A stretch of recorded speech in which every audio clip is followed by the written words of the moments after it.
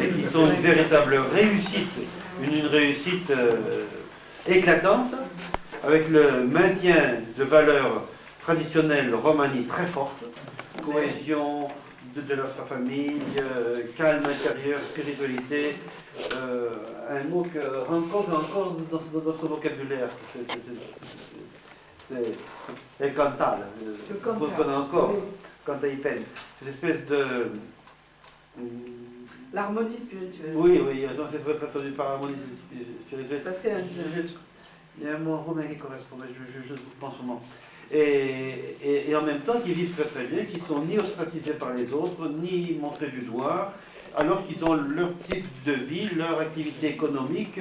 Ils ne sont pas non plus en autarcie, ils vivent avec les autres, avec un certain nombre d'activités parfois très modernes, comme la réparation des ordinateurs sur les voitures modernes, etc. Donc il y a tout un tas de choses, et ça ne les a pas obligés à faire le choix habituel pour les minorités qu'on a vis-à-vis d'une culture majoritaire, ou bien on devient un modèle identique aux autres, comme on dit, on croirait qu'il est sorti d'une publicité pour Afflelou. Là, c'est la réussite parfaite, ou bien d'être totalement marginalisé, ou bien de travailler dans le show business. Puisque Arabes, Roms sont à peu près dans la même situation. Le sport. Oui, voilà, le sport, le show business, etc. Donc on a ces trois choses. Et là, les Gabons sont un exemple par rapport au monde entier, à mon avis, d'une voie qui serait à analyser, et aussi d'une contribution romanie au génie européen. Mais les Gabors sont singularisés en Transylvanie. Oui. Ça les sort un petit peu du champ, enfin, à titre comparatif. Oui, bien sûr.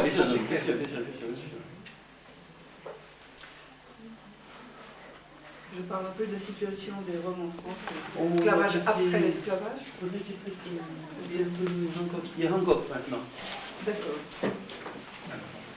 But please, you speak more slower and more British. British. Because when our friend the gypsy Lucia spoke, I understand everything. But Yann Hancock, qui a beaucoup changé depuis la dernière fois.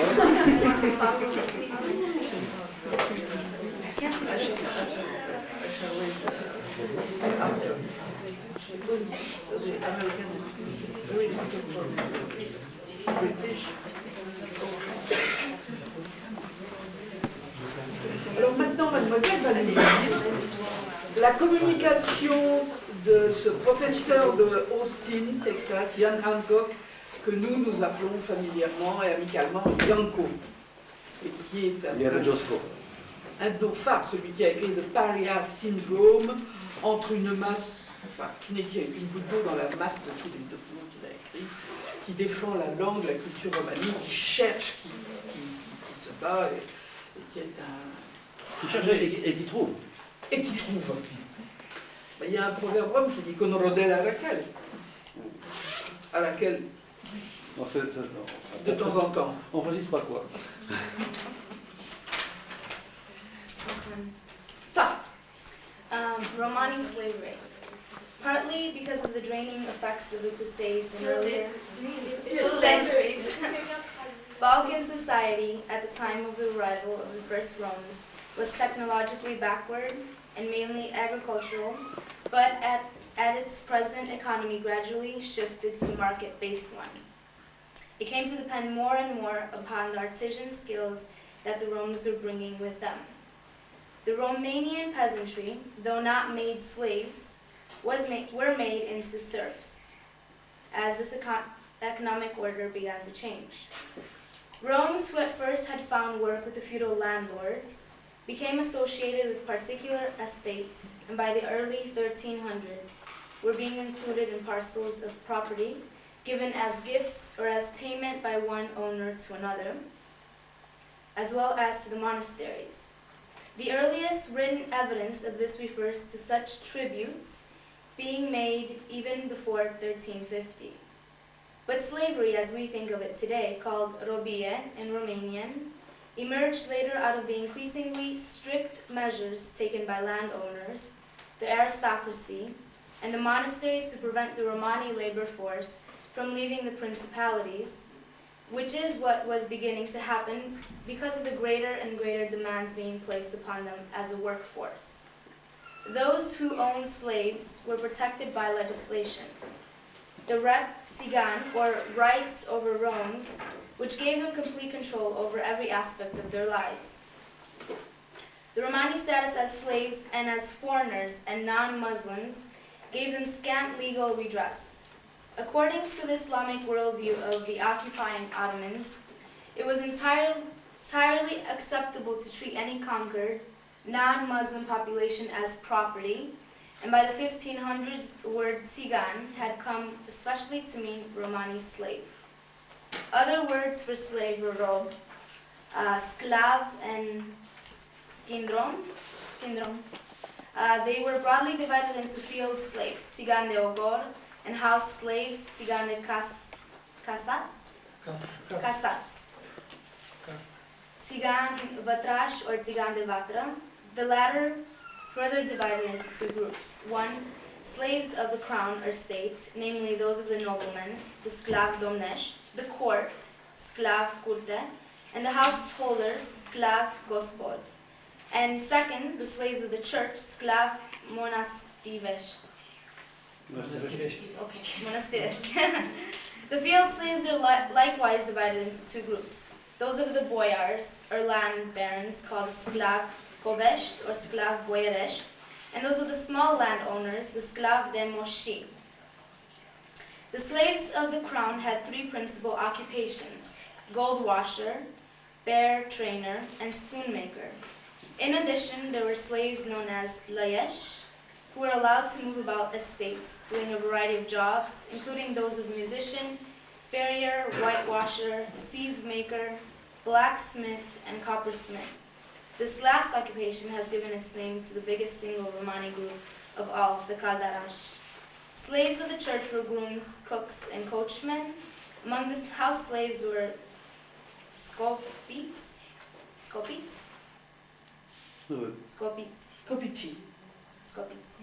males castrated so as not to present a threat to the noble women whom they served. Scopiți. Field slaves listed in shatra, or collections of reed and mud huts on the outskirts of the states. Șchiopiți. Scopiți, castrați. S-C-O-P-I-C-I. Scopiți. Field... Șchiopiți de așa. Nu șchiopiți. Scopiți. Field slaves lived in shatra, or collections of reed and mud huts on the outskirts of the estates that were seldom visited by their owners. They were not allowed to have musical instruments for their own amusement, and they were brought and sold in lots, also called shatras, chetas, or salashes. Groups of slaves remained under the supervision of a vatav, or overseer, who was sometimes brutally cruel. And although it was forbidden by law to kill a slave, that was not an infrequent occurrence. House slaves were not allowed to speak Romani, and their descendants, the boiași, today have a variety of Romanian, a Latin-based language, rather than Romani as their mother tongue. Female house slaves were also given to visitors for entertainment. The mixed children resulting from this abuse automatically became slaves. In the 16th century, a Romani child could be purchased for the equivalent of 48, I'm not sure, 48, cât tăiat? C'est pas des euros. Avec une barre, qu'est-ce que ça représente comme monnaie? La avec une barre. Da, de lei, 48, cât tăiat? Cents.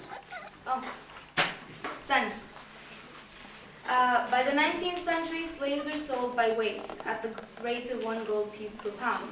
Punishments for the slaves included flogging, the falag, shredding the soles of the feet with a whip, cutting off the lips, burning with lye, being thrown naked into the snow, hanging over smoking fires, and wearing a 3-corned spiked iron collar called a kang. Kang. Slaves were sometimes able to escape and take refuge in communities in the Carpathian Mountains. Those people are called netots in the literature, the plural of netoto, but there is no trace of their descendants today.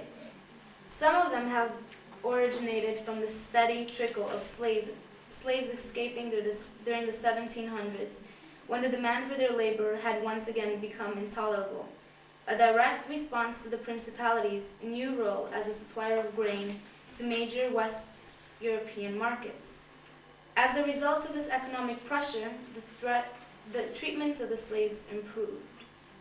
By 1800, the slavery laws which Basile the Wolf had introduced in 1654 had been forgotten, and the treatment of the slaves had become a matter of the whim of those in charge of the estates or the monasteries where they worked.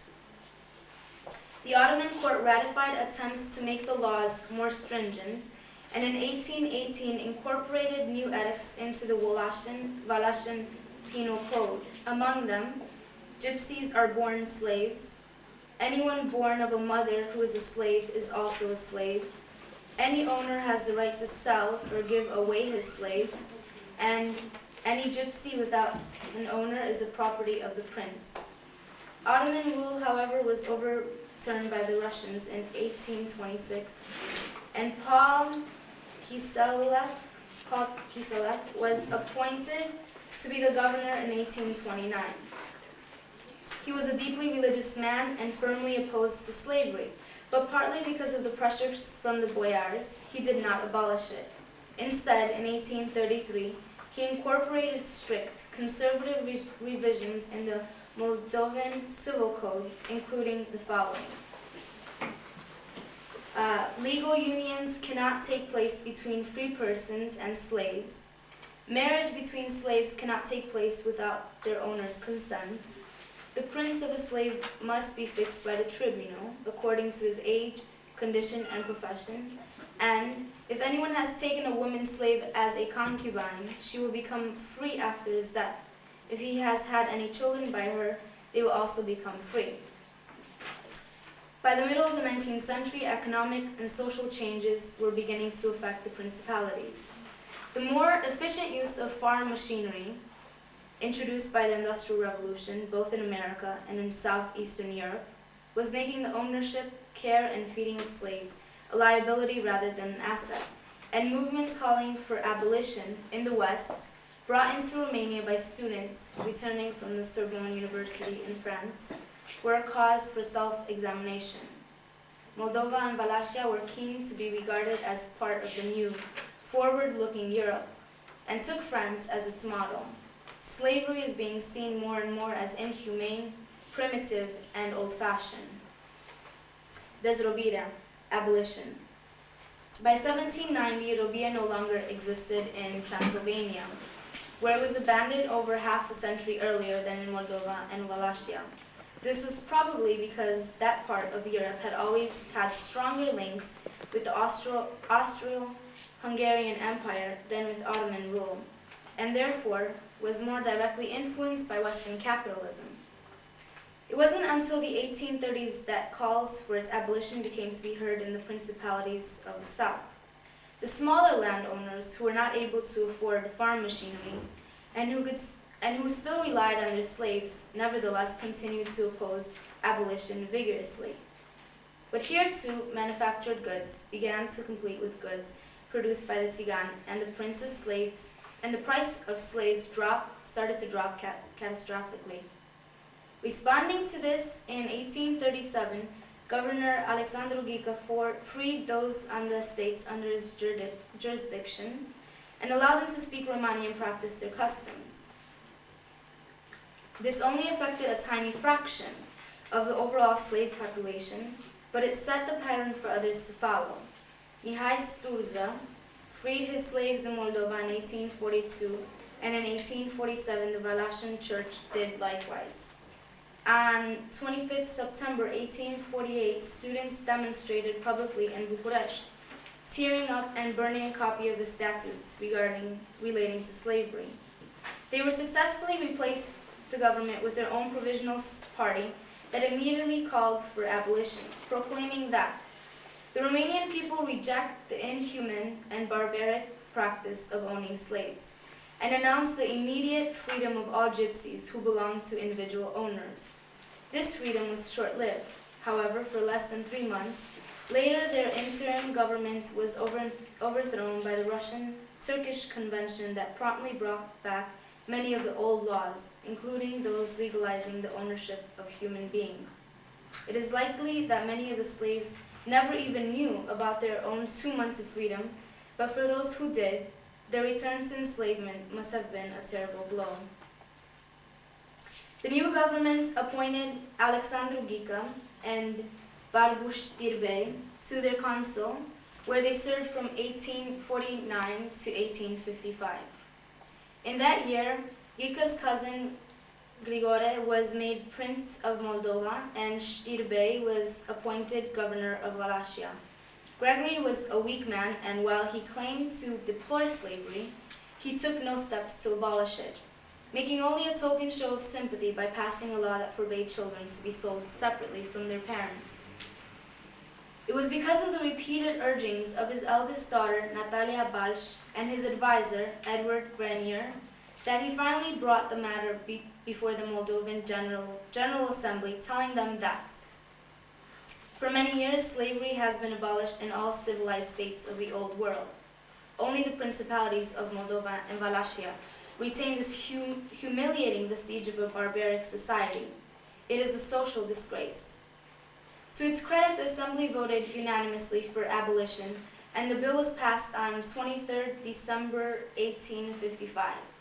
The Wallachian Assembly did the same on 8 February the following year.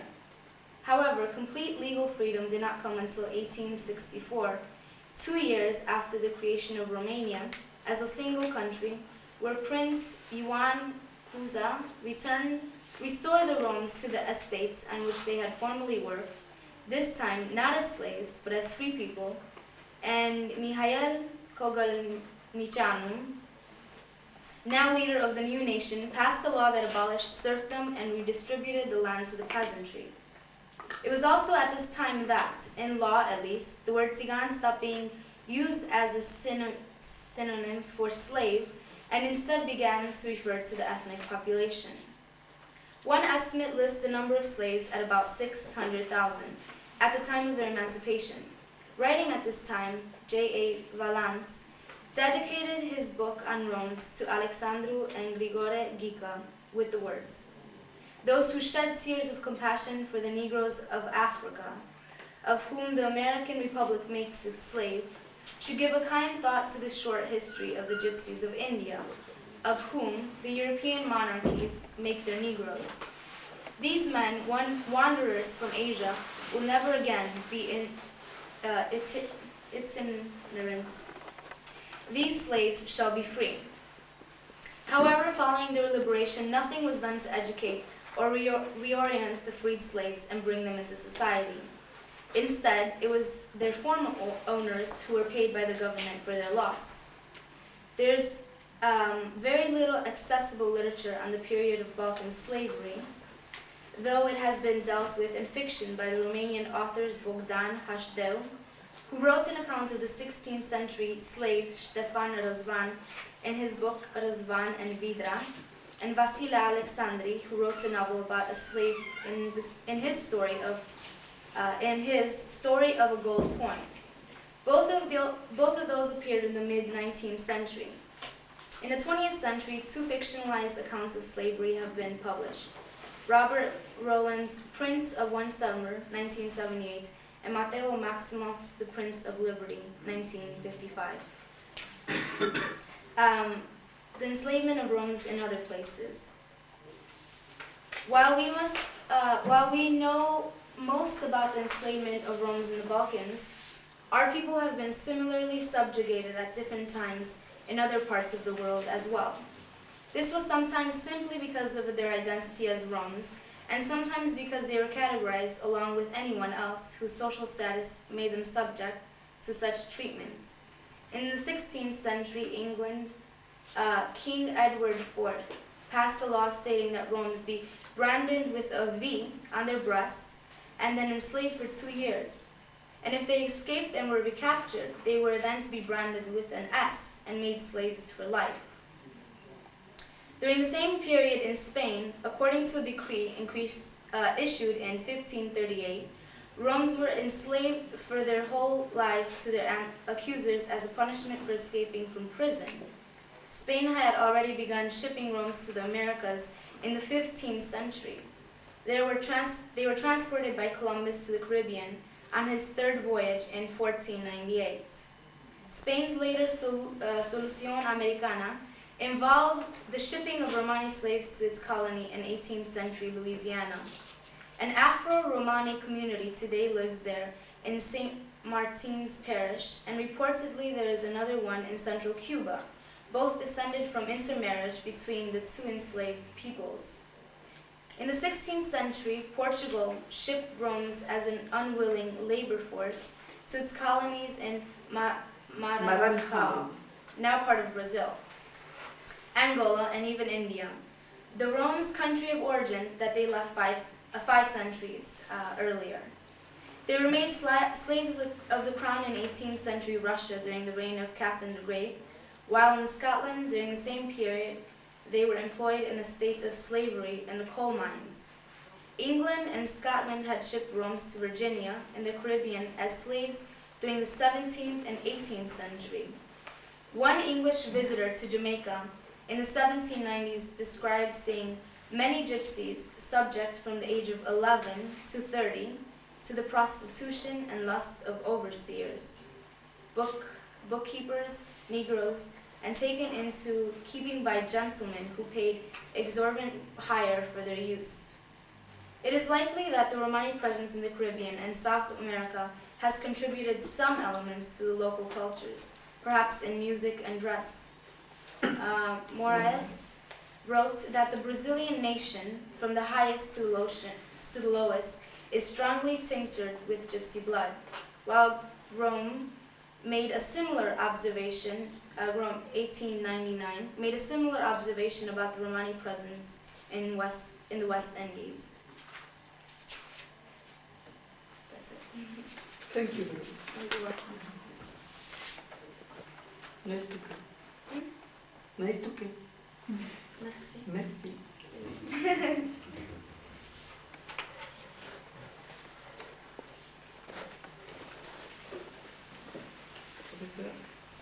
Je peux dire un mot sur Pouchkine. C'était peut-être un peu de l'anecdote, je ne sais pas.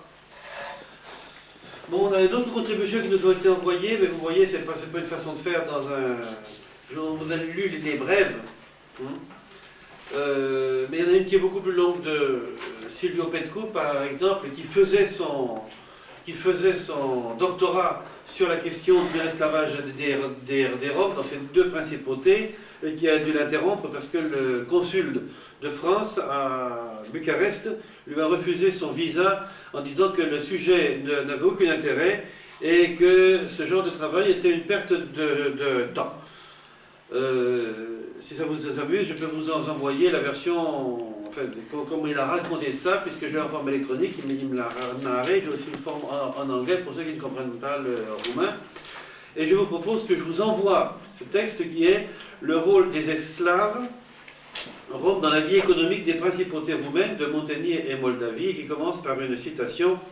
L'expérience de Adam Smith, l'expérience de tous les temps et de toutes les nations s'accorde, je crois, pour démontrer que l'ouvrage fait par les esclaves, quoi qu'il paraisse ne coûter que les frais de leur subsistance, est au bout du compte le plus cher de tous. Ça, l'histoire, évidemment, l'a confirmé. Donc, je vous propose, ceux qui sont intéressés, qui ont un email, je leur enverrai par email, donc ils auront le temps de le savourer tranquillement à la maison. Ça serait bien de donner l'email à Jeanne, par exemple, de faire passer que ce soit lisible de préférence. Si vous savez, l'électronique a du mal à déchiffrer. Mais la mention de l'esclavage en Russie m'a fait penser à cette histoire de Pouchkine. Vous savez, et bon, c'est à la fois anecdotique, mais il y a aussi des choses qui sont cachées par derrière. puisqu'il y avait, il y a eu une émancipation au 19e siècle aussi en Russie, mais il est difficile de parler d'esclaves. Ça n'est pas mon travail de faire des recherches sur le servage en Russie, mais les éléments que j'ai croisés à droite et à gauche évoquent beaucoup plus du servage que de l'esclavage proprement dit. Et je pense à l'émancipation, à une histoire particulière, le premier roman écrit en Roumanie, qui date de 1930, met en scène une petite fille, Hanka Chamba, et il dit clairement qu'elle est rentrée dans une famille parce que la famille des féodaux, des Hobros, qui à un moment a hérité de vastes terrains, et en même temps que les terrains, il y avait les serfs tziganes dessus. Donc c'est vraiment la définition du servage par opposition à l'esclavage. Le tsar Alexandre Ier, donc la première partie le premier quart du 19e siècle, avait proclamé des édits visant à réglementer la vie des tziganes, et il y en avait en particulier du 20 avril 1809 qui leur obligeait à être en possession d'un passeport personnel et avoir un domicile fixe. Et quiconque ne se conformerait pas à cet ordre serait banni en Sibérie. Alors il se trouve qu'en 1812, il conquiert la Bessarabie, l'annexe à son empire, et que les lois en vigueur, évidemment, en Russie, s'appliquent à partir de ce moment-là à la population romaniste de la contrée, donc l'obligation d'avoir un lieu fixe et un passeport personnel, sous peine d'être expédié en Sibérie. Mais plus tard, il fait, le 28 avril 1818, une ordonnance spéciale qui réglemente à sa façon la vie des Roms. Et à la même époque, c'est l'époque où Pouchkine est envoyé en exil en Bessarabie, c'est ce qu'on appelle la période moldave de la vie de Pouchkine. Et je vais juste vous donner deux citations et quelques dates, puisque j'ai retrouvé, grâce à des travaux de Drutz et Gessler, que Pouchkine avait vécu dans une chatra, dans un camp, Rome, en Bessarabie, du 28 juillet au 20 août, donc presque un peu plus de 3 semaines, en 1821. Et ce qui s'était passé, c'est qu'il était un de ses amis, dénommé Rally Arboré, un nom assez bizarre, je ne sais pas d'où il sort, mais Rally Arboré, Zamfir Rally Arboré, le fils de la famille Rally, donc était lié d'amitié avec Pouchkine. Et lorsque Pouchkine se trouve là-bas, il l'emmène visiter un camp. Alors, une fois, ça c'est la citation de Zamfir Rally Arboré qu'il écrit, une fois m'a raconté ma tante Yekaterina Zakharova, ton père s'apprêtait à visiter un de ses domaines, Dolna. Entre ce domaine et un autre, celui de Yurchen, il y avait au cœur de la forêt un village tzigane. Les tziganes de ce hameau appartenaient à ton père. Je me rappelle qu'Alexandre Sergueyevitch, donc Pouchkine, est parti une fois à Dolna avec ton père, et de là ils sont allés par la forêt à Yurchen. Bien entendu, ils ont visité en route les tziganes de la forêt. Ce camp avait un chef coutumier, un boulibache, bonjour le boulibache, réputé pour son autorité parmi les tziganes. Il avait aussi une fille d'une très grande beauté, qui donne le modèle de Zamfira. Il avait aussi une fille d'une très grande beauté. J'ai un souvenir très présent de cette grande femme aux yeux d'un noir profond et qui s'appelait Zemfira. Zola pour les intimes. Bon, en réalité, apparemment, ce n'est pas la beauté de Zemfira qui a captivé Pouchkine, mais plutôt son aspect singulier. Elle était habillée en homme et elle fumait la pipe. Ça rappelle 5 ans plus tôt, Panatchinka exactement, et apparemment, Panatchinka, la violoniste par excellence de l'Autriche-Hongrie au début du XVIIIe siècle, du comté de Gömör. Et elle était restée célibataire, cette jeune fille était restée célibataire parce que son père n'a vu que des filles et que dans cette tradition, la fille aînée devait rester célibataire pour s'occuper des chevaux, elle devait s'habiller en homme, elle devait fumer la pipe pour se sembler à l'homme. Et donc, lors de cette visite, les Rally, le père et le fils Rally s'en vont, et Pouchkine reste, il décide de rester, dormir dans la tente du vieux chef. Bon, rien ne prouve. Alors, les Russes ont brodé là-dessus en disant que Pouchkine avait eu une liaison amoureuse avec la belle Zemfira. On n'a absolument aucun élément qui peut permettre de le prouver. Un matin très tôt, ça c'est encore dans les textes de la tente, un matin très tôt, Alexander Sergeyevitch se réveilla tout seul dans la tente du Boulibache. Zemfira avait disparu du camp, elle avait gagné le village de Varzareshti, et Pouchkine s'y précipita à sa recherche, mais ne la retrouva pas, bien entendu, grâce au tzigane qu'il avait averti. Bon, puis ensuite Pouchkine s'en va, il raconte, comme vous le savez, son poème d'une vingtaine de pages, et d'après les recherches, la Zemfira en question aurait été tuée par jalousie peu de temps après. Pouchkine l'a peut-être su, ça a peut-être été un autre élément qui lui a permis d'organiser son poème, qui a été d'ailleurs, je vous le signale, traduit en Roumanie par Pankovo en 1932, 31 ou 32, et qui est, le début est très, très bien traduit, puis plus ça va vers la fin, plus la traduction est mauvaise dans l'original. Et c'est Nina Dudarova qui a repris le texte et qui, 8 ou 10 ans après, à la veille de la Deuxième Guerre mondiale, a fait une véritable traduction d'un bout à l'autre et qui est en cours de publication à l'Harmattan.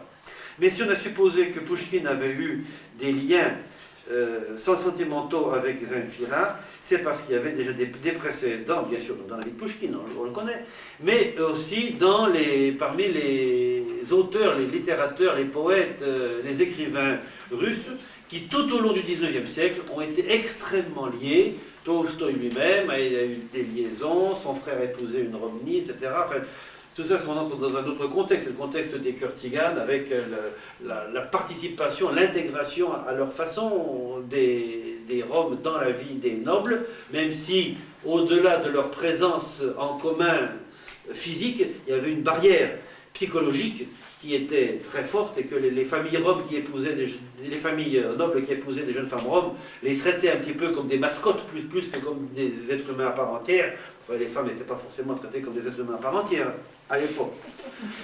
Donc en fait, ça en rajoutait un petit peu. Voilà, je voulais vous communiquer ça parce que c'est un passage, c'est un événement qui est pratiquement inconnu en France de la vie de Pouchkine, que du 28 juillet au 20 août 1821, il a effectivement vécu dans un camp dans la forêt entre Yurtchen et Douna, aujourd'hui en Moldova. Merci.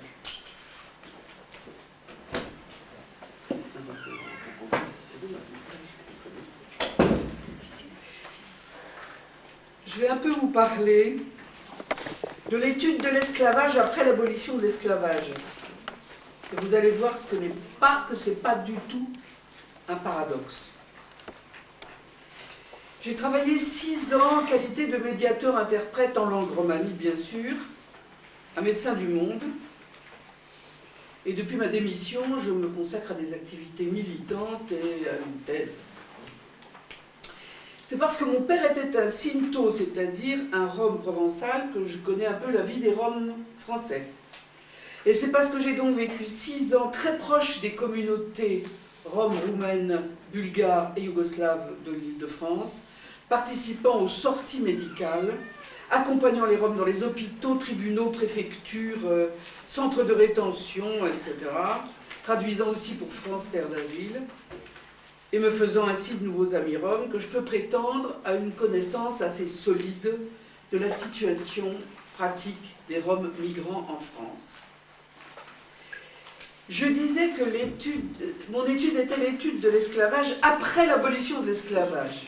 Bon, parce qu'en fait, l'esclavage a été aboli des jurés sur le papier, mais ce que j'ai vu de mes yeux et entendu de mes oreilles m'autorise absolument à dire que l'esclavage des Roms n'est pas fini. Ici, en France, dans la vie quotidienne, bien que à l'instar de certains virus que tout le monde redoute, il est muté. Un esclave est, par la définition du dictionnaire, une personne qui n'est pas de condition libre, est considérée comme une marchandise qu'on peut acheter, vendre et posséder. Les synonymes d'esclave dans le Grand Robert sont les suivants: assujetti, dépendant, dominé, opprimé, asservi, subordonné, tributaire. Je ne vous parlerai pas des lois d'abolition de l'esclavage en France et en Roumanie, d'autres l'ont très brillamment fait. Bien. L'abolition a été un très bel acte juridique, certainement qui a inspiré beaucoup d'intellectuels roumains très liés à la France, dans leur lutte pour l'abolition de l'esclavage dans leur pays. Mais malheureusement, si on considère la situation actuelle des Roms en France, à cet esclavage qui était une propriété de l'homme sur l'homme, a succédé une situation que les juristes, les universitaires, les journalistes et même les citoyens, les simples citoyens qui s'intéressent à cette situation, ont très bien comprise et appellent forme moderne d'un esclavage. Je vais rapidement vous parler, très rapidement, de la situation des Roms français. Elle est très loin d'être juste et conforme aux droits de l'homme, mais elle n'est pas comparable à l'esclavage. On n'achète pas un manouche, on ne vend pas un gitan. Ils sont considérés, s'ils sont sédentaires avec méfiance, voyez les incidents de Perpignan comme ils ont été bien montés en épingle. Quant aux voyageurs, alors là, les pouvoirs publics s'ingénient à leur rendre la vie impossible. Non-application de la loi Besson, car c'est très bien de faire une loi qui prévoit des terrains d'accueil pour les voyageurs dans les communes de plus de 5000 habitants, mais quand la loi n'est pas assortie de sanctions, eh bien, elle ne sert pas à grand-chose. Et puis, on peut sévir, grâce à cette loi, contre les voyageurs qui ne s'arrêtent pas sur les terrains légaux qui n'existent pas. Vous me suivez? Voilà. Étant donné que ceux-ci représentent à peine un tiers des places nécessaires. Les sanctions prévues sont saisies de la caravane, amende de 3 700 €. Pour un manouche, c'est pas une petite somme. Il vaut mieux faire couler une grande banque, on a moins de problèmes. De plus, lorsqu'un voyageur en France veut acquérir tout à fait légalement un terrain et qu'il pose l'argent sur la table, le maire a le droit de faire jouer ce qu'on appelle le droit de préemption. C'est-à-dire, s'il a peur pour sa réélection et s'il ne veut pas de manouche chez lui, il achète le terrain et comme ça, aucun Rom ne peut l'acheter. Quant aux enfants, ils sont scolarisés, d'accord, mais pas très bien.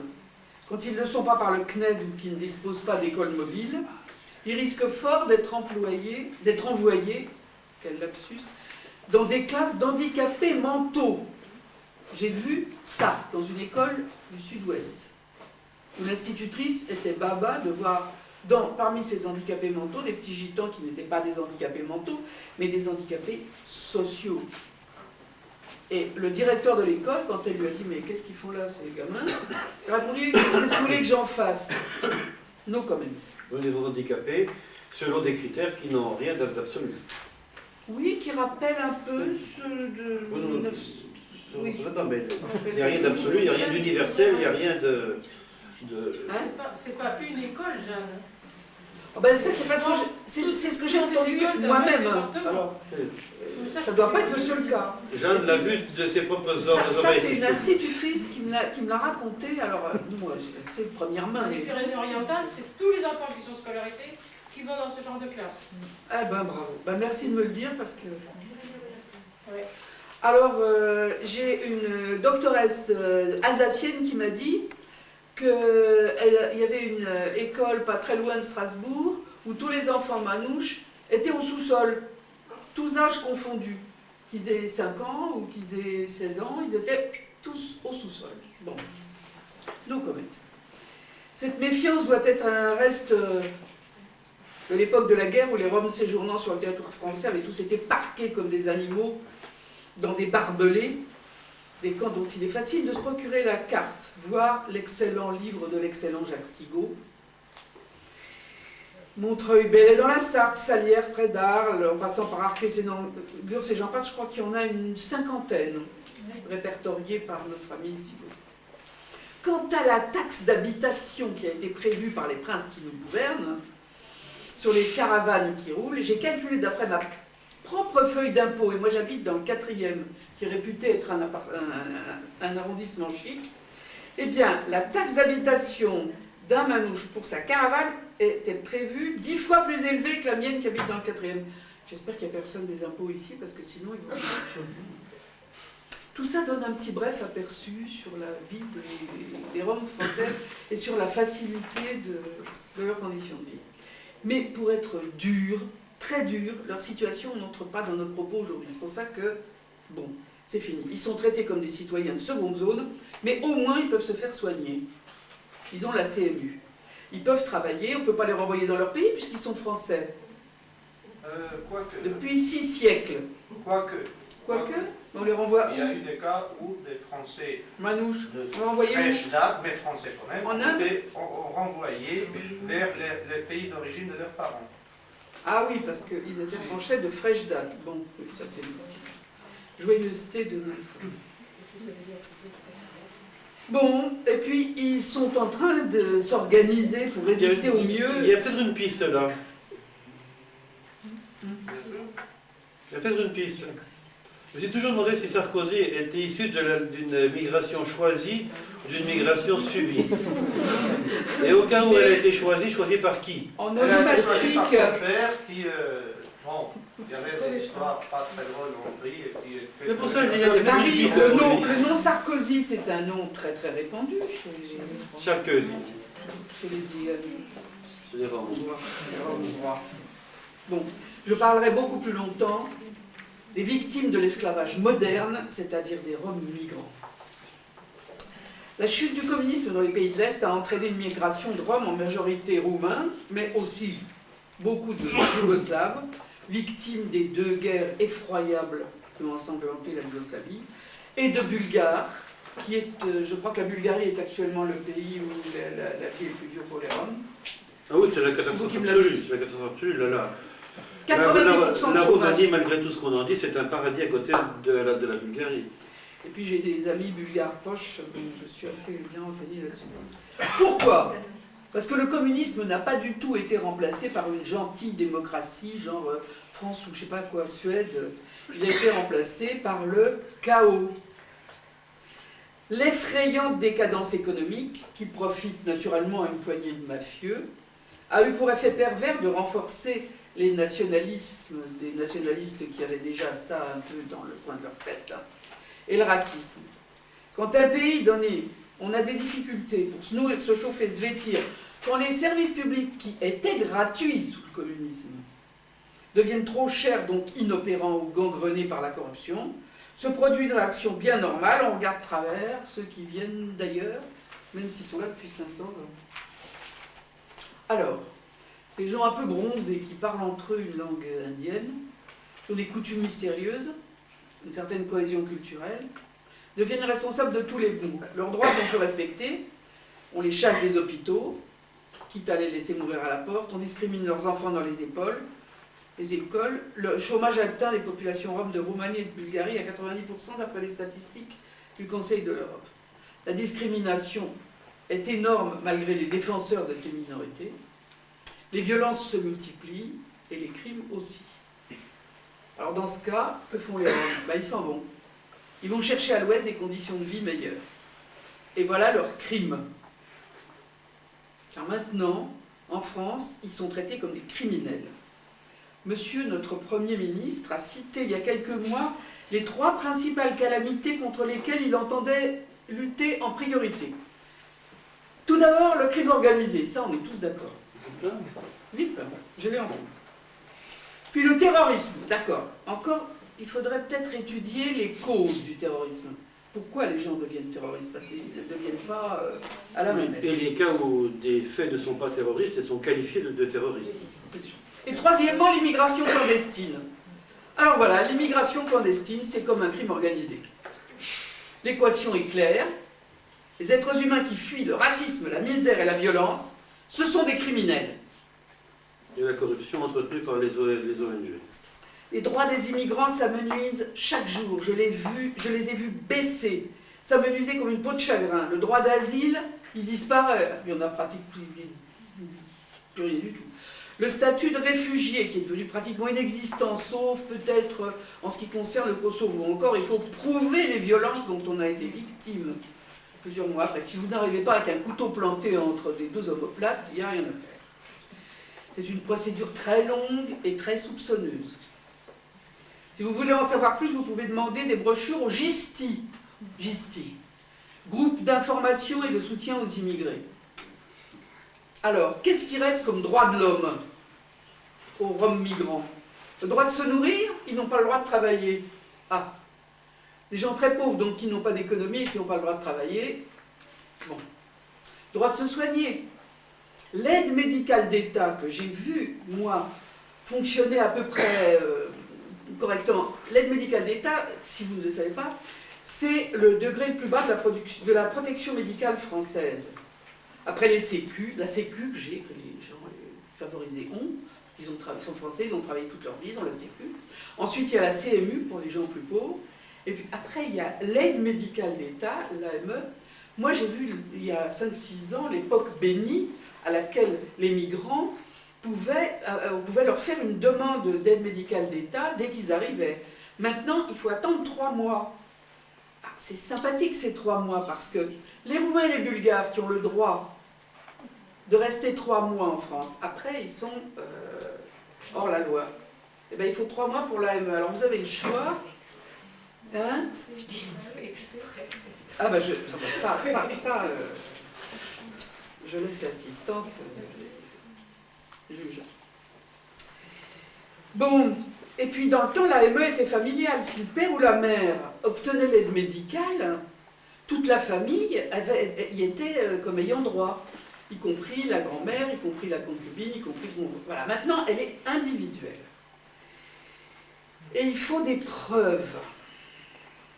Alors c'est tellement facile d'obtenir des factures de téléphone ou d'électricité quand vous vivez dans une cabane dans laquelle vous ne mettriez pas vos lapins, où il n'y a même pas d'ailleurs l'électricité, où l'eau est à 4 km.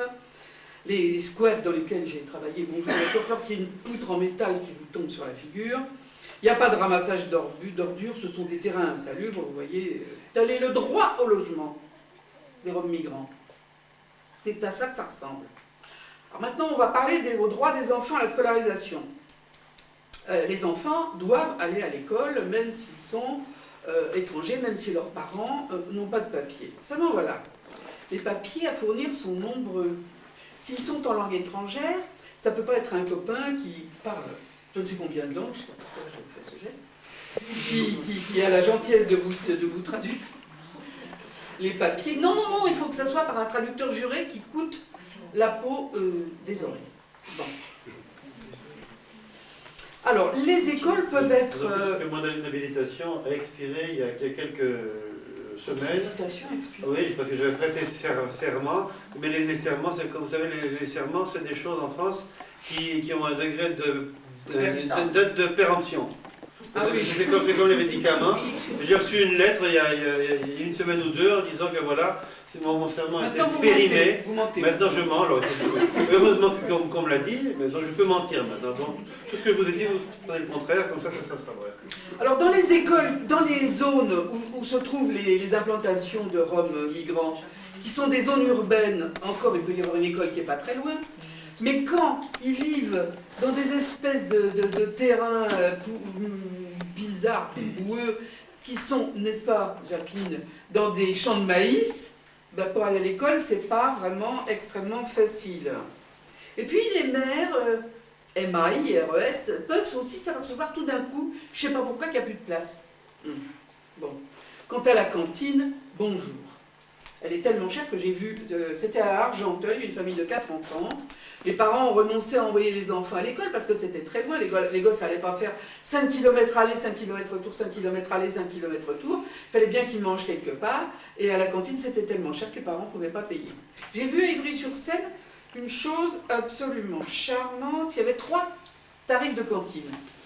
Un tarif de cantine le plus haut pour des enfants de travailleurs connaît, un tarif de cantine moyen pour les gens un peu moins aisés, et un tarif très bas pour les RMistes. Et bien les enfants de Rome n'étaient pas au tarif des RMistes, ils étaient au tarif moyen. Leurs parents n'avaient pas le RMI, mais ils n'avaient rien du tout. Bon, vous voyez la logique. Alors voilà. Bon. Et puis à l'école, il ne faut pas oublier non plus que les enfants français qui sont gavés de publicité et qui sont fous de marques de vêtements se moquent des enfants roms parce qu'ils sont mal habillés. Témoignage de nombreux enfants roms qui se font parfois battre.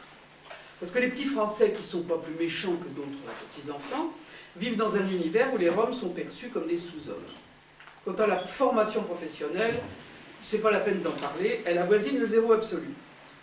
Et le simple droit à la dignité, les Roms se font insulter et discriminés, non seulement par des racistes et à la télévision, mais encore par des gens qui ne sont pas très racistes de naissance, mais sensibles aux stéréotypes.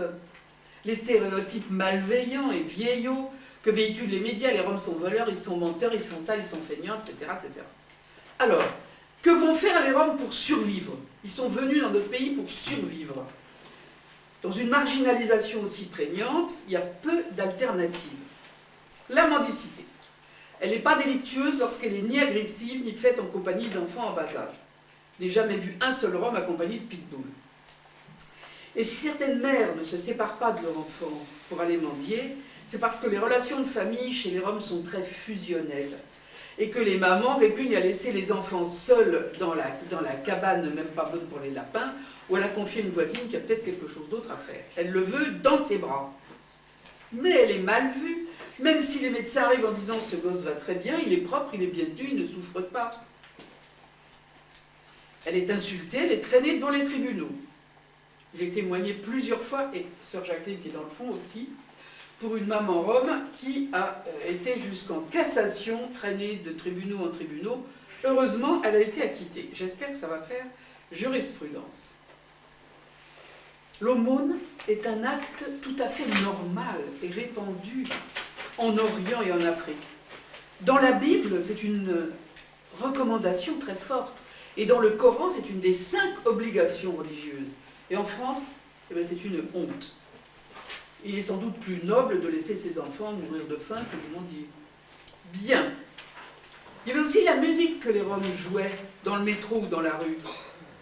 Ils sont tellement doués qu'à ce moment-là, c'est drôle, quand ils jouent de la musique, les préjugés disparaissent, les gens sont très contents.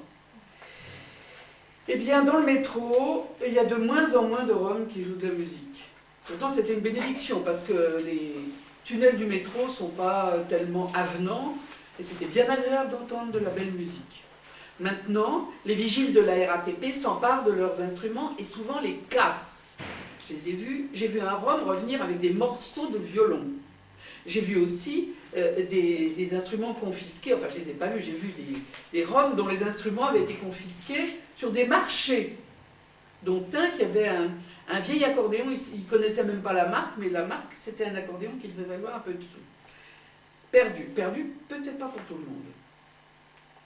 Les jeunes filles qui vendent des fleurs, qu'elles vont acheter à bas prix à Rungis, elles aussi voient leur petit gagne-pain renversé et piétiné par les forces de l'ordre. Le 1er mai 2005, j'ai entendu plusieurs jeunes filles roms-roumaines raconter comment leur petit étalage de muguet avait été anéanti. Quant au lavage de pare-brise, il est chassé comme si c'était un coup de couteau dans le ventre de l'automobiliste. Alors dans ces conditions, que reste-t-il? Mais que reste-t-il? Il reste la délinquance ou le travail au noir. Voilà l'esclavage moderne. Et quand je parle de travail au noir, je ne parle pas aux 2 heures de repassage que nous, on donne parfois à notre gardienne d'immeuble parce qu'on est submergé de boulot, et que la gardienne d'immeuble a son salaire, sa maison, et que... Bon. Je parle d'entreprises qui font venir des Roms par des passeurs, que les Roms payent très cher et à crédit, et qui mettent des années à rembourser, et que les patrons exploitent exactement de la façon dont Zola l'a écrit dans Germinal. Le Rom est sous-payé, il fait des semaines incroyables d'heures accumulées, on lui confisque son passeport, il est obligé d'accepter des travaux qui ne sont pas de sa compétence, car chez les Roms, il y a comme partout de très bons techniciens, des ouvriers tout à fait qualifiés, des hommes courageux, mais sans le droit de travailler. Comment est-ce que vous pouvez mettre en avant vos compétences? Des instituteurs. On dépend du patron, exactement comme l'esclave dépendait de son maître. Et lorsqu'il s'agit d'une jeune fille, vous avez déjà tous deviné, elle peut être victime d'un réseau de prostitution. La prostitution est absolument contraire à la morale rome. Les Roms sont extrêmement jaloux de leurs femmes et extrêmement... ils surveillent de très près leurs filles. Mais il y a des quantités de petites malheureuses qui sont raflées dans leur pays. Entre parenthèses, la prostitution, selon Jean-Denis Christ, est une souillure pour l'homme et pour la femme. Djuvlitko Magalipen, pour les deux.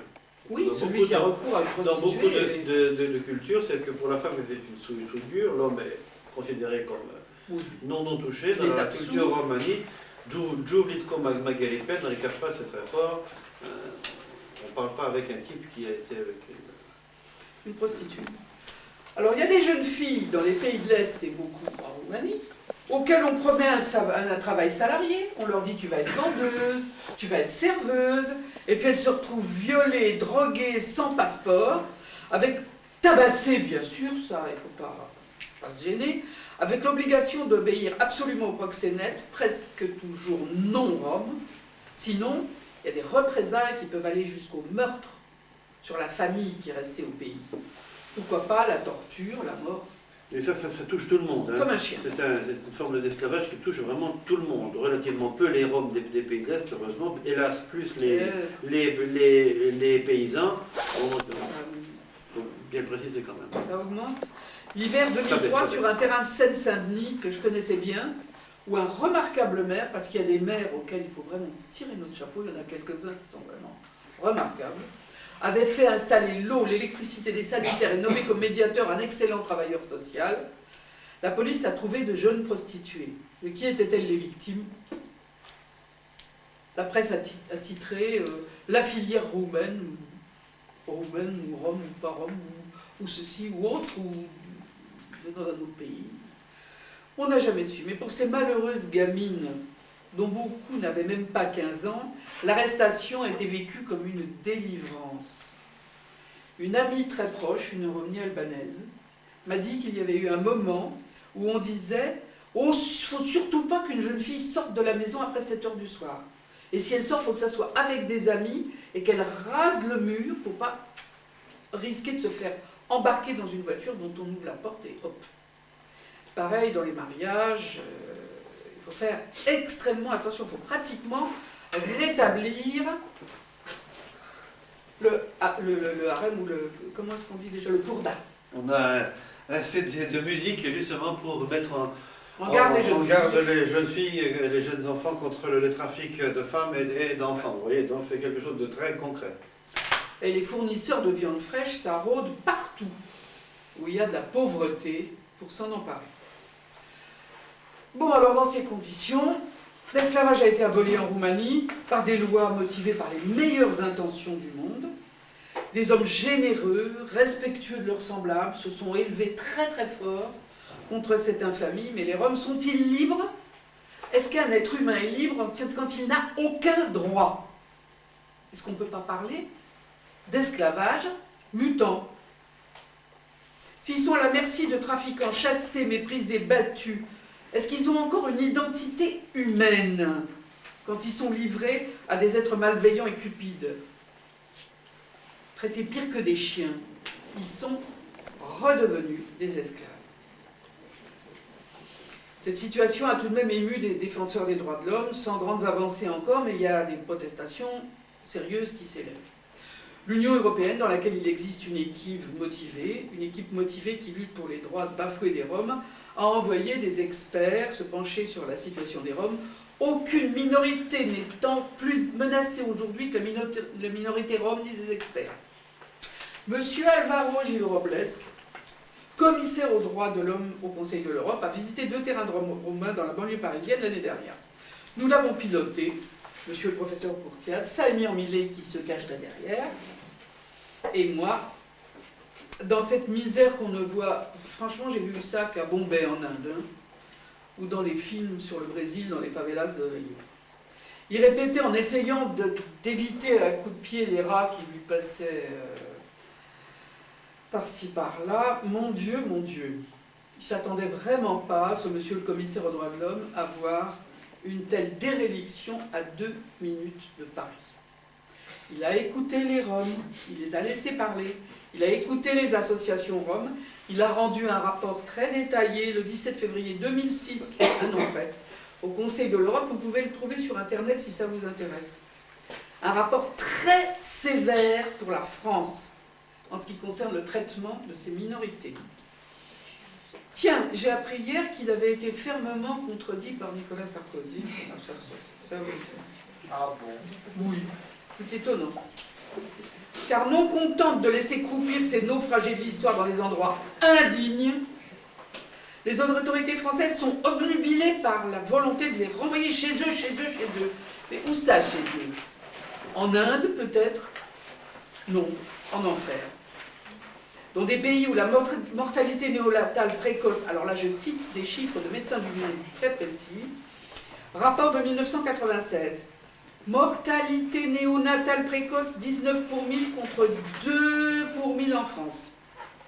Mortalité infantile 23,5 pour 1000 contre 4,8 en France.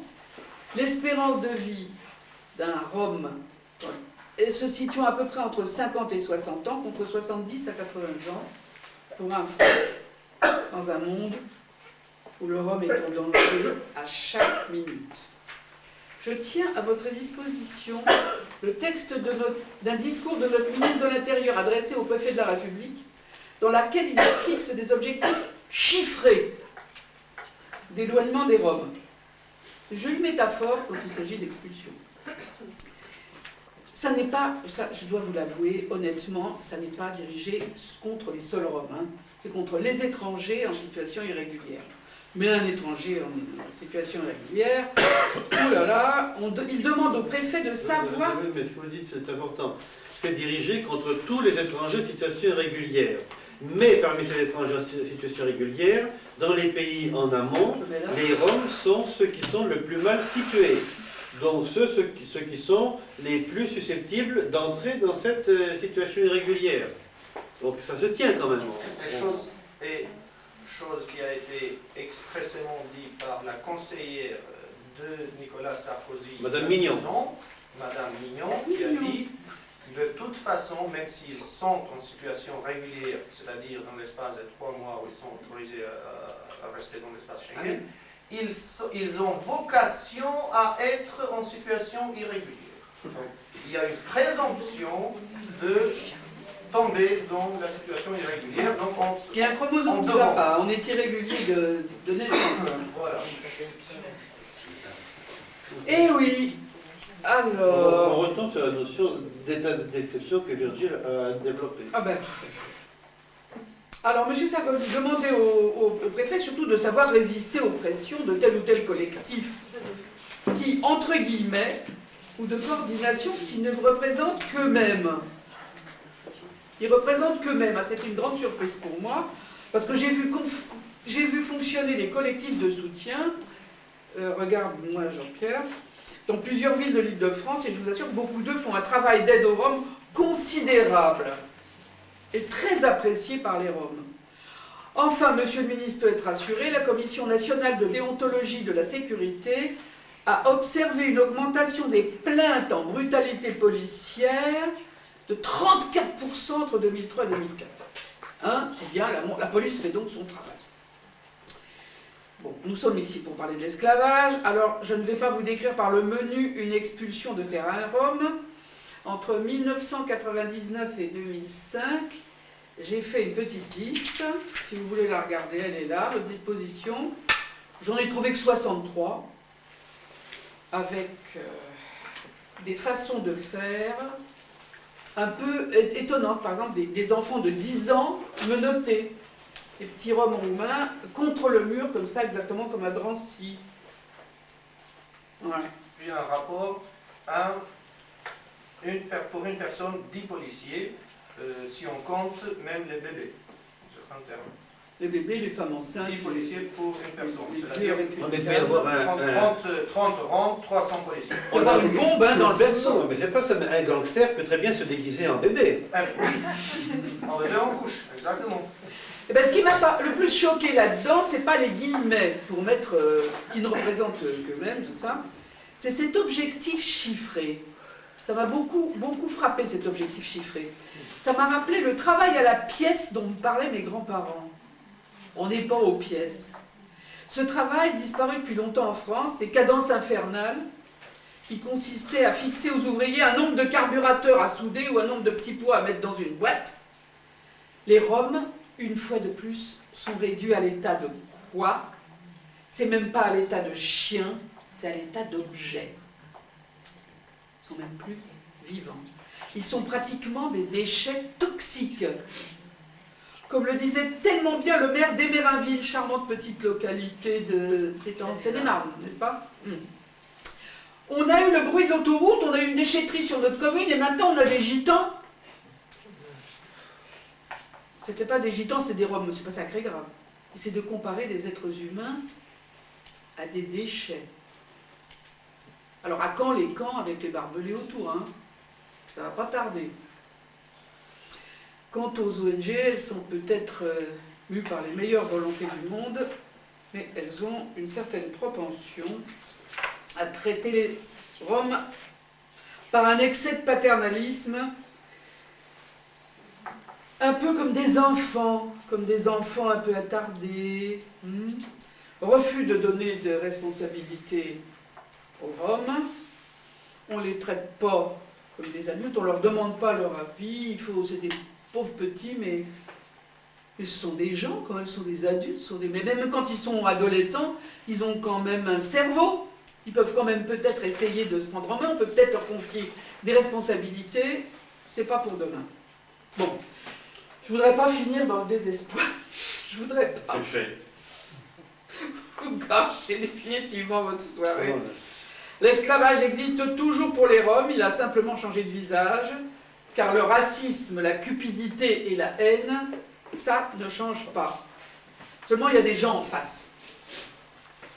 Il y a des travailleurs sociaux, des comités de soutien, des citoyens qui résistent. Il y a des journalistes qui disent pas n'importe quoi. Oui, il y en a quelques-uns. Et ils hurlent la vérité. Des médecins qui sont des grands bourgeois bénévoles et qui soignent dans les bidonvilles. Et des avocats qui plaident juste pour la justice, sans demander un radis. Nous en connaissons bien un, n'est-ce pas? Des profs qui instruisent, des jeunes qui donnent de l'amitié, des religieuses qui habitent dans les terrains roms, dans des caravanes et qui partagent l'exclusion des Roms. Des maires qui mettent leur mandat en péril en tentant de rendre la vie plus supportable sur ces terrains, ce qui n'est jamais facile, et des anonymes aussi, qui vous redonnent confiance en l'humanité. Je finis brièvement, par deux petites anecdotes. Un jour d'expulsion de Roms qui squattait une usine en ruine à Rissorangis, j'ai vu arrêter devant nous une voiture conduite par une petite dame, passe-partout. Elle était ni jeune, ni vieille, ni belle, ni moche, ni riche, c'est une petite dame, dans une petite voiture. Elle n'a rien dit. Elle a posé sur un matelas qui était par terre, du pain, du fromage, des fruits, du lait. Elle a dit voilà, puis elle est repartie. Sans rien dire. Voilà, c'était une petite dame, anonyme, qui ne pouvait pas supporter ce genre de choses. Et puis une autre fois, alors là c'était fantastique, dans un foyer de demandeurs d'asile tellement surpeuplé que 140 Roms qui avaient dormi sur du carrelage parce que la police avait brisé leur caravane, pas seulement comme ils font d'habitude les portes et les fenêtres, non mais brisé entièrement à coups de barre de fer, ils avaient dormi sur du carrelage. Et nous on était là pour voir quel était leur état sanitaire. On voit arriver trois petites dames qui ne parlaient pas français, les joues rondes, les yeux un peu bridés comme ça.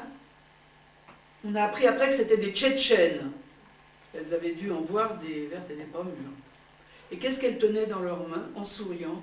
Des gâteaux qu'elles avaient bricolés avec de la farine, de l'eau, un peu de chocolat, qu'elles tendaient pour donner aux gosses roms, comme ça. Comme ça. Parce que c'était des gosses qui avaient dormi sur le carrelage et qui n'avaient pas... C'était comme ça. Ça, excusez-moi, mais... On ne savait pas comment les remercier, on n'allait pas leur parler en russe, ça aurait peut-être pas tout à fait... Non, ça les dérange pas, ça les dérange pas. Mais le tchétchène, les langues caucasiennes, je suis désolée, je parle pas mal de langues, mais les langues caucasiennes, je ne suis pas encore très redou.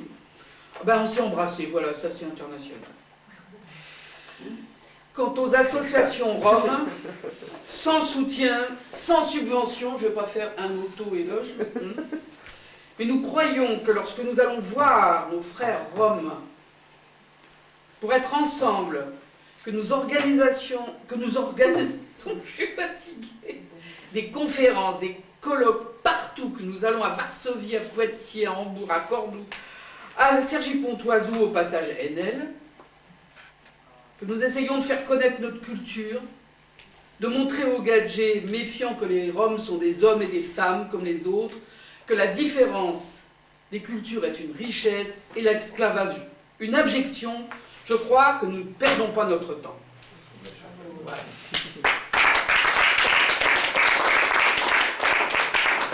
Il y a un point aussi qui rappelle beaucoup l'esclavage et dans lequel, bon, qui est peut-être moins visible que tout ce que dit Jeanne, c'est le fait que dans l'esclavage, l'individu n'a pas de personnalité juridique.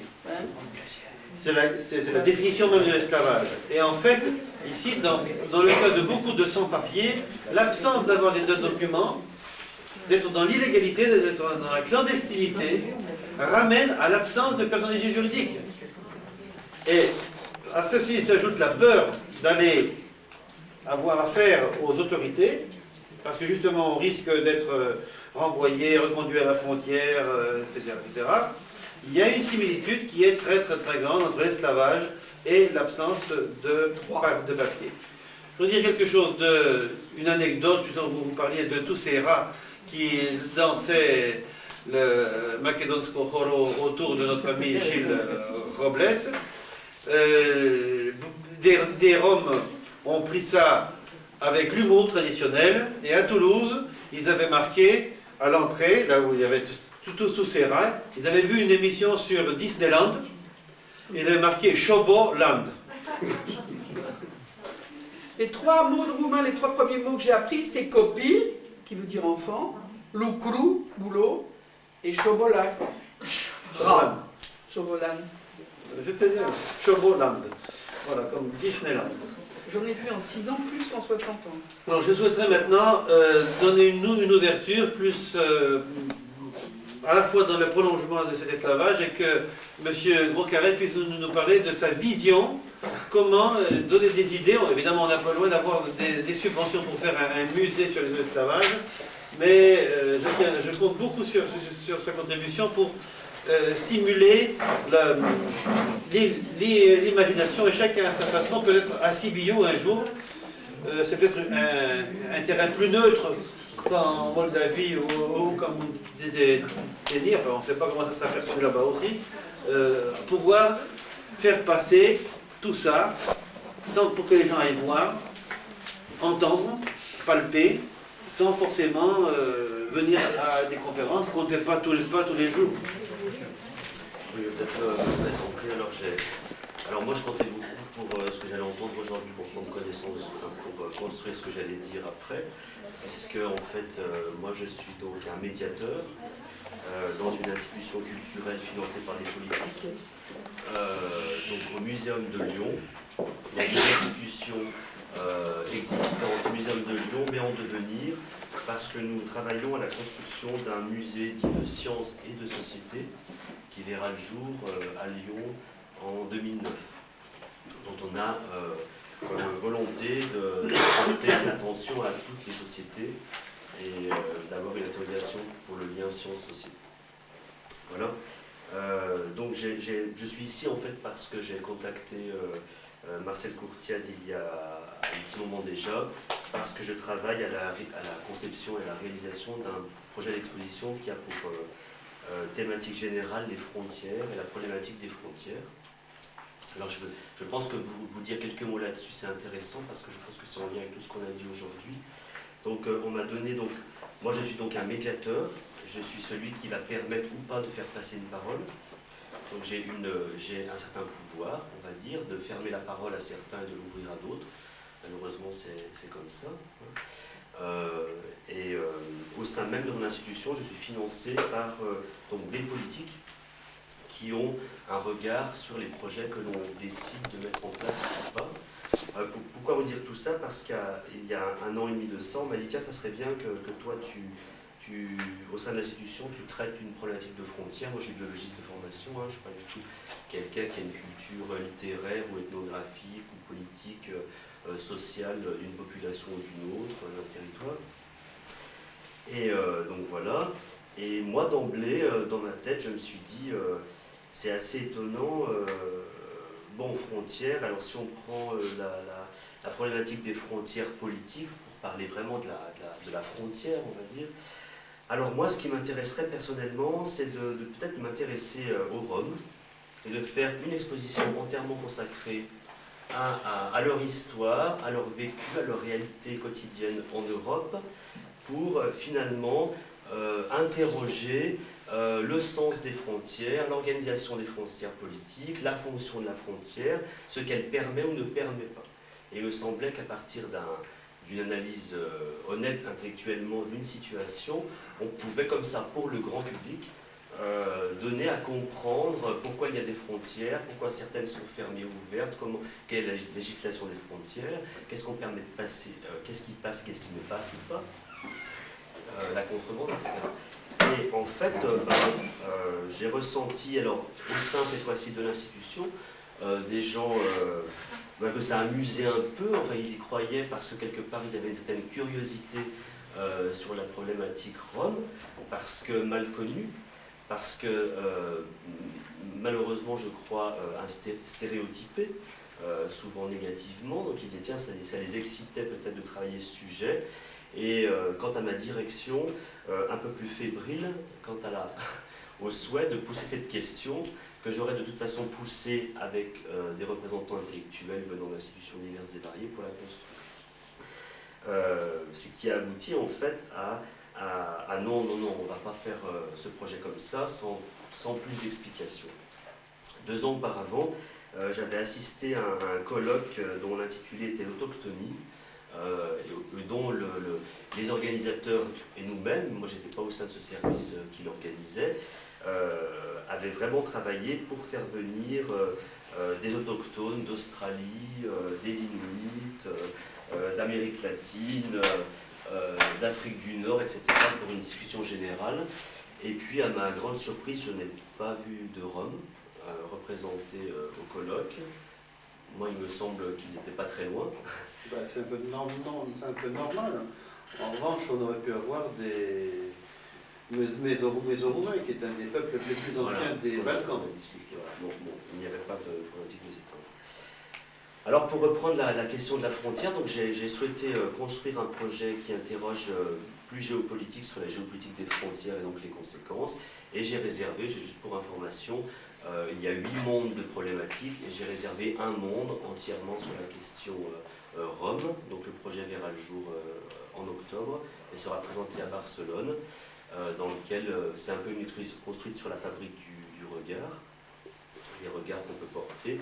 Et nous invitons en fait artistes, donc pour le cas photographes et plasticiens, mêlés à des spécialistes d'une question, à porter un regard sur une société. Alors, la place du musée dans la construction des représentations collectives, c'est important.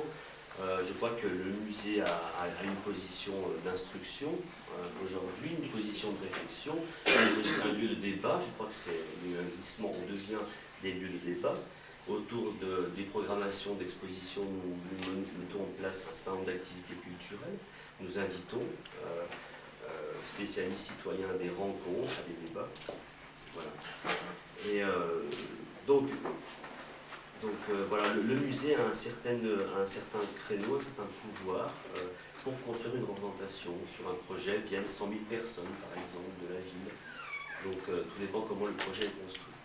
Alors pour revenir un petit peu à l'invitation de Marcel Courtial à une réflexion sur une muséologie, on va dire, de l'esclavage. Et bon, à mon avis, une muséologie de l'esclavage. Oui, mais l'esclavage de qui nécessite, à mon sens, si un tel projet voit le jour, de toute façon, de travailler à expliquer qui sont les Roms, à casser les stéréotypes, d'où viennent-ils et peut-être où vont-ils, et l'avenir pour eux. Me semble-t-il, on ne peut pas dissocier une muséologie autour de l'esclavage sans, enfin, c'est intégré sans faire travailler à une j'ai envie de dire exposition, mais c'est mal, c'est un mot qui va mal, mais à une clarification intellectuellement honnête de qui ils sont. Ça, c'est, je pense, fondamental. Maintenant, je trouve qu'il y a la problématique de ce que moi je dirais la représentation, entre guillemets, politique, les stéréotypes autour des Roms, donc cette grande histoire pleine de trous dont on a parlé aujourd'hui, qui véhicule, en fait, où on nie un certain nombre de chapitres de l'histoire qui, moi, en tant que français à l'école, on ne m'a jamais parlé de cette problématique-là, donc je suis bien placé pour le dire, on ne m'a jamais parlé de cette problématique-là dans mon cursus. Donc il faut... Je vous rassure, on n'en parle pas en Roumanie non plus. On n'en parle pas en Roumanie non plus. Il y a une mention. Moi, mes collègues en Roumanie n'ont jamais entendu parler de plein de choses de l'histoire des Roms, notamment la déportation transnistrie. Ah oui, ça oui. Mais sur l'esclavage, ça reste... Moi je pense que c'est pas du tout su, on peut dire. De toute façon, même s'il y a quelque chose comme ça sur la DBDA, par rapport au... C'est insignifiant. Et pour moi, un projet muséologique réussi est celui qui accepte d'exprimer en fait le déni, c'est-à-dire cette grande histoire pleine de trous, accepte de la montrer pour accéder à, cette fois-ci pas la représentation, mais la présentation d'une réalité de vécu, enfin de qui sont les Roms, de ce qu'ils vivent, de où ils viennent, etc. Et ça, par l'appui d'une part des intellectuels roms ou pas roms, c'est-à-dire de gens qui, dans leur vocation, s'intéressent à s'approcher d'une réalité, et non pas d'une représentation, à mon sens, et d'autre part, à travailler avec les Roms eux-mêmes dans la construction du discours. Voilà, moi c'est ce que je pense. J'essaye à chaque fois que j'ai en charge un projet culturel lié à une population, d'inviter la population à partager, à construire ensemble l'image que l'on va en donner, et de ne pas être un muséum comme une image passéiste, arrêtée dans le temps, stéréotypée aussi, qui quelquefois invitait que les scientifiques pour exprimer un regard. Je crois qu'aujourd'hui, nous nous efforçons, en tout cas nous à Lyon, d'inviter la population concernée, pas forcément les intellectuels d'ailleurs, c'est-à-dire les représentants de cette population, à travailler avec nous. Donc, par exemple, le recueil de témoignages, quand c'est possible, il faut que ce soit très très bien construit, très bien fait, de donner une légitimité de parole à toute personne qui s'exprime au sein même d'une institution culturelle, donc visitée par les citoyens. Je crois que ça, à mon avis, c'est important, parce que autrement, souvent, si la construction du discours est simplement réalisée par les intellectuels, on risque quelquefois, pour le citoyen lambda, d'avoir des fois une problématique de sentir un petit peu éloigné de ce qui est exprimé, quelquefois. Et voilà. Donc c'est important aujourd'hui, en tout cas, à mon sens, d'inviter, de recueillir la parole et d'inviter le citoyen à la construction du discours. Voilà. Et d'avoir aussi, et de permettre cette expression-là pour éviter la censure, c'est-à-dire que l'on charge quelqu'un, des personnes, d'aller recueillir des paroles, et c'est des choses qui ne passent pas forcément par le filtre du commissariat ou comité de projet, par exemple. Je vais relater une expérience qui me semble intéressante. On m'avait chargé de travailler sur un thème assez délicat qui était le principe de précaution en muséologie. Et c'est-à-dire tout ce qui était à risque un petit peu. Dans la question, j'ai travaillé avec un artiste et une juriste, et on a plutôt, on s'était dit que le principe de précaution, c'était une problématique qui, en fait, touchait qui assume les risques entre le politique, le scientifique, et quelle image on a dans les médias, et comment les médias s'emparent de cette question-là, par exemple. Alors pour ce type de projet, j'avais refusé un commissariat scientifique pur et dur. On avait créé un système d'agora, même dans la conception même. On a pu comme ça aller chercher qui on voulait dans la société, que ce soit un ministre, interviewé de la même manière qu'un activiste. Et on l'a donné à entendre ça au public. À mon avis, ça c'est important. Maintenant, quand on dit muséologie, par exemple un sujet comme l'esclavage rome, j'ai cru comprendre que les archives étaient maigres. Des archives. Les archives ne sont pas maigres, mais elles ne sont pas exploitées. Comme disait Petrus, oui, elles ne sont pas exploitées. Petrus, pour certaines archives de 1848, quand il a vu la liste des personnes qui avaient utilisé l'archive avant lui, des personnes, il était le premier depuis 150 ans à avoir des archives. Donc, bon, ça existe. Il en a photocopié, il en a apporté, il y en a pas mal qui sont disponibles ici grâce à lui. Mais c'est un travail vraiment de recherche physique. Il y a d'archives, un travail de recherche physique à effectuer. Il est très important de montrer dans ce type de projet des documents officiels d'archives à la main. Ça, c'est essentiel pour ne pas avoir à dire si c'est vrai ou si c'est faux, pour avoir un statut, statuer historiquement les événements. Maintenant, je pense que ce qui serait intéressant, parce que ça a été abordé tout à l'heure par vous, M.